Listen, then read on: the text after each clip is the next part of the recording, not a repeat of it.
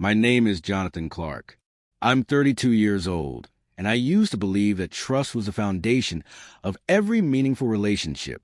I worked as a senior project manager at a software development company in downtown Chicago, earning a solid six-figure salary that allowed me to live comfortably in a Lincoln Park condo. My life seemed like something out of a perfect American dream.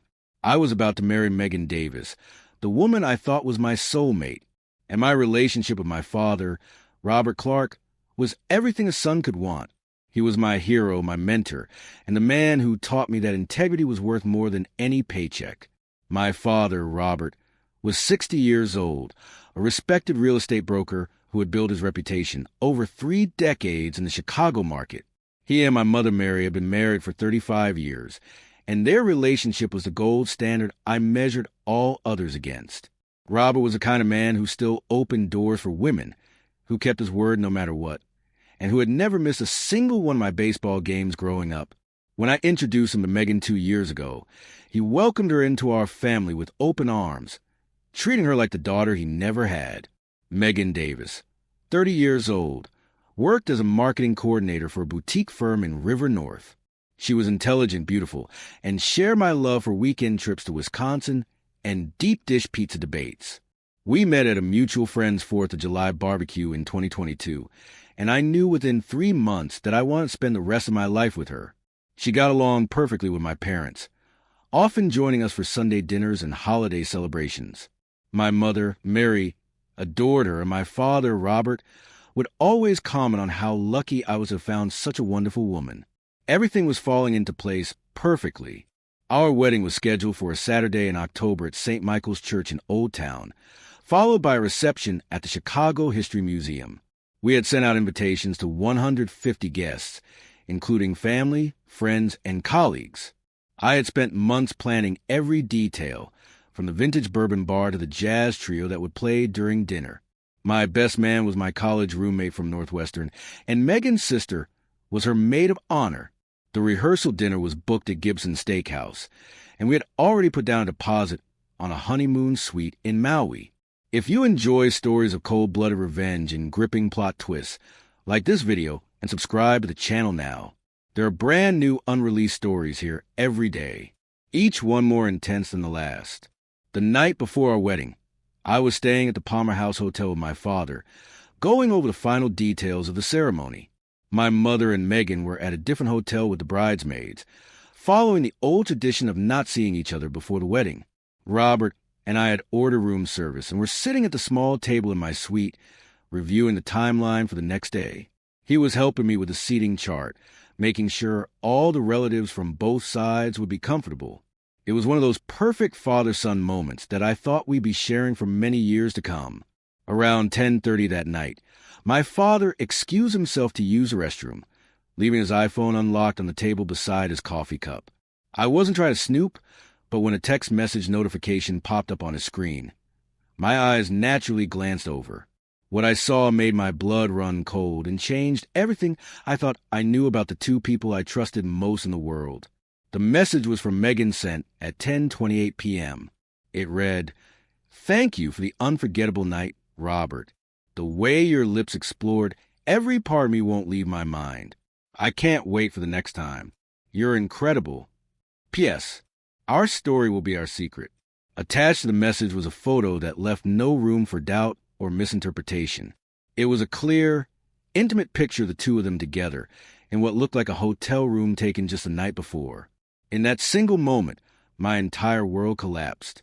The woman I was supposed to marry in less than 12 hours had been sleeping with my own father. The man I had looked up to my entire life had betrayed not only me, but also my mother, who was probably at that very moment helping Megan get ready for what she thought would be the happiest day of her son's life. I sat there staring at that phone screen, feeling like I was having an out-of-body experience. My hands were shaking, but my mind was surprisingly clear. This wasn't some drunk mistake or moment of weakness. The timestamp on the photo metadata showed it was taken at 11:47 p.m. the previous night, which meant they had planned this while I was at my bachelor party with my groomsmen at Wrigley Field, watching the Cubs lose to the Cardinals and toasting to my future happiness. When my father returned from the bathroom, I had already taken several photos of his phone screen with my own device. Years of working in software development had taught me the importance of documentation and backup systems. I managed to keep my voice steady as I told him I was exhausted and needed to get some sleep before the big day. He patted my shoulder and said, "Get some rest, son. Tomorrow's going to be the best day of your life." The irony was almost unbearable. After Robert left for his own room, I sat on the edge of the bed and let the full weight of the betrayal sink in. I thought about all the times over the past few months when I had noticed small things that didn't quite add up. Megan had been working late more frequently, claiming her marketing firm was landing bigger clients. My father had been taking more business trips to Milwaukee, saying the real estate market there was heating up.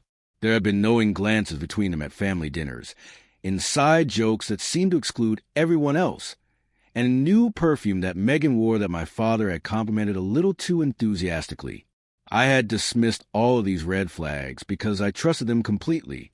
In my line of work, I was trained to spot anomalies in code, to identify patterns that didn't belong. But when it came to my personal life, I had been blind to the most obvious bug in my system. The betrayal wasn't just about the physical act. It was about the calculated deception, the elaborate lies, and the fact that they had been planning to let me walk down that aisle completely oblivious to the truth. Instead of calling off the wedding immediately or confronting them in a fit of rage, I made a decision that would define everything that followed. I was going to let them think they had gotten away with it, right up until the moment when I would expose them in front of everyone who mattered to them. My background in project management had taught me that the best solutions required careful planning and perfect execution. I spent the next 3 hours preparing my strategy. First, I uploaded the photos from my father's phone to a secure cloud server that I controlled. Then, I created a simple web page with the images and the text message thread, making sure it was hosted on a reliable server that could handle high traffic. I generated a QR code that would direct anyone who scanned it to this web page, and I designed it to look innocuous, like it might be a link to our wedding photos or a digital guest book. Using the hotel's business center, I printed 200 small cards with a QR code and a message that read, "Scan for a special surprise from the bride and groom." I knew that in today's digital age, wedding guests were always eager to see behind-scenes content, especially if they thought they were getting exclusive access to something special. The cards looked professional and legitimate, exactly the kind of thing that modern couples include in their wedding favors. Next, I called Rebecca Stone, my attorney, even though it was nearly 2 o'clock in the morning. Rebecca had handled my real estate transactions and business contract for years, and she was someone I could trust completely. She answered on the third ring, and despite the late hour, she listened carefully as I explained the situation. "Jonathan," she said, "I'm so sorry this happened to you, but I'm glad you're thinking clearly. Don't sign any marriage documents tomorrow, obviously. As for the rest, what you're planning is perfectly legal. It's your property, your evidence, and your wedding. You have every right to share information about your own life." Rebecca also advised me to document everything with timestamps and to make sure I had witnesses to the events that would unfold. She offered to attend the wedding as my legal representative, positioning herself discreetly among the guests in case things got complicated. Sometimes, she said, the best revenge is simply the truth, and sometimes the truth is more devastating than any elaborate scheme. I barely slept that night, but when morning came, I felt strangely calm. I showered, put on my custom-tailored Tom Ford tuxedo, and looked at myself in the mirror. The man staring back at me looked composed, even dignified. I had spent years building my reputation as someone who could handle pressure, who could solve complex problems under tight deadlines, and who always delivered results. Today would be the ultimate test of those skills. At the church, everything proceeded exactly as planned. The flowers were perfect, the music was beautiful, and the guests were arriving in their finest attire. My mother, Mary, looked radiant in her navy blue dress, completely unaware that her world was about to shatter. My father, Robert, was playing his role as the proud father of the groom, shaking hands with guests and making small talk about the weather and the Bears' upcoming season. Megan arrived in a classic white gown that had cost $8,000, looking every bit the blushing bride. She kissed my cheek and whispered, I can't wait to be your wife." The audacity of her performance was breathtaking. She had been in bed with my father less than 36 hours earlier, and now she was standing at the altar, ready to pledge her eternal love and fidelity to me in front of God and everyone we knew. As we stood at the altar, I could see my father in the front row, wearing his best suit and a smile that now looked like a mask to me. He caught my eye and gave me a thumbs up, the same gesture he had made when I graduated from Northwestern. When I got my first promotion and when I told him I was going to propose to Megan, the hypocrisy was staggering, but I maintained my composure. Everything was going according to plan. Father Mackenzie began the ceremony with the traditional opening words, and I could feel the weight of 150 pairs of eyes on us. The guests included my entire extended family, Megan's relatives from Wisconsin, colleagues from both our companies, and friends we had made over the years. My college roommate Mike was standing beside me as my best man, completely oblivious to what was about to unfold. Megan's sister, Sarah, was her maid of honor, beaming with pride at her sister's apparent happiness. During the first part of the ceremony, I had arranged for my trusted wedding coordinator, Janet, to begin distributing the QR code cards to the guests.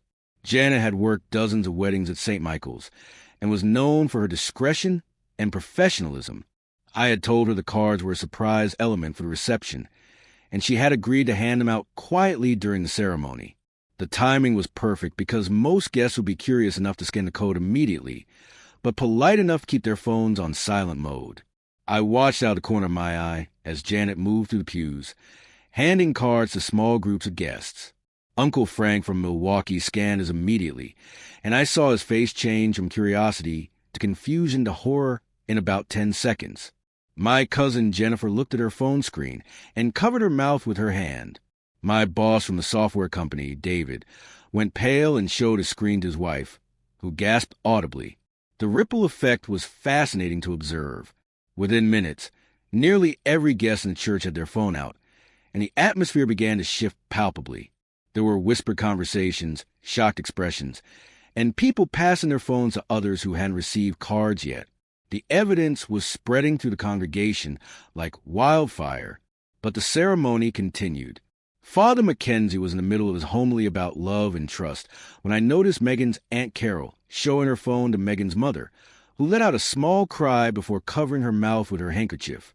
My mother, Mary, was sitting in the front row, and when my cousin handed her a card, I watched her scan it with the same curious smile she had worn moments before.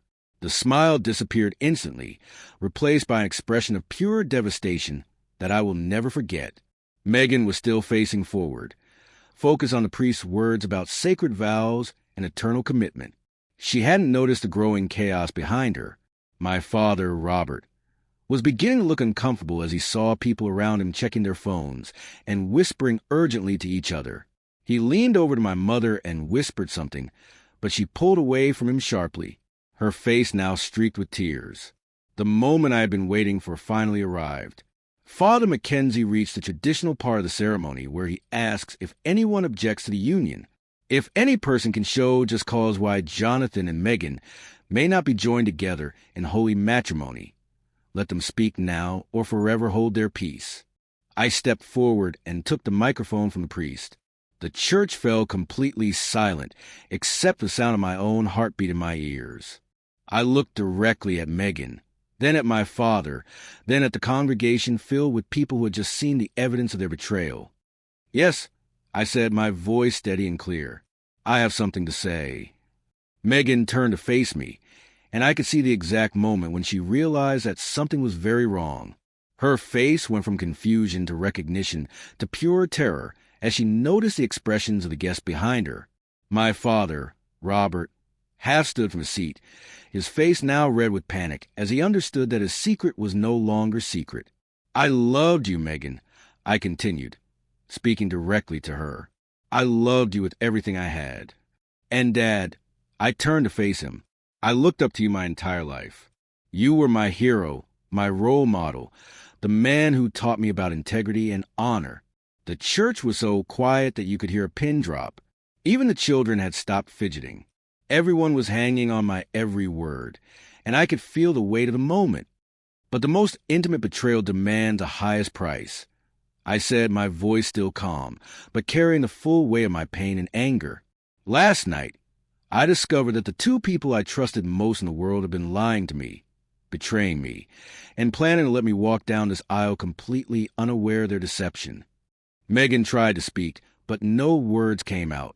My father was now standing, his hands shaking as he tried to figure out how to salvage the situation.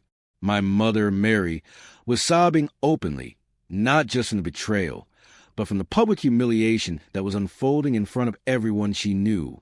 The evidence is clear and undeniable, I continued.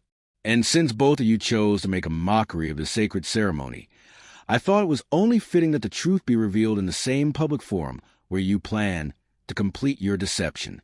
I gestured to the congregation where nearly everyone was now holding their phones, having seen the explicit messages and photos that proved the affair beyond any doubt. The proof was irrefutable, time-stamped, and devastating in its clarity. This wedding is over, I announced. And so is our relationship, both of them. The chaos that erupted was unlike anything I had ever witnessed. Guests were shouting questions. Megan was crying hysterically, and my father was trying to push through the crowd to reach me. But I was already walking down the aisle, my head held high, leaving behind the two people who had destroyed my trust and my family. I walked out of St. Michael's Church and into the crisp October air, feeling a strange sense of liberation that I hadn't expected. Behind me, I could hear the chaos continuing to unfold. Megan was sobbing hysterically. My father was trying to shout explanations that nobody wanted to hear, and my mother was being comforted by her sister.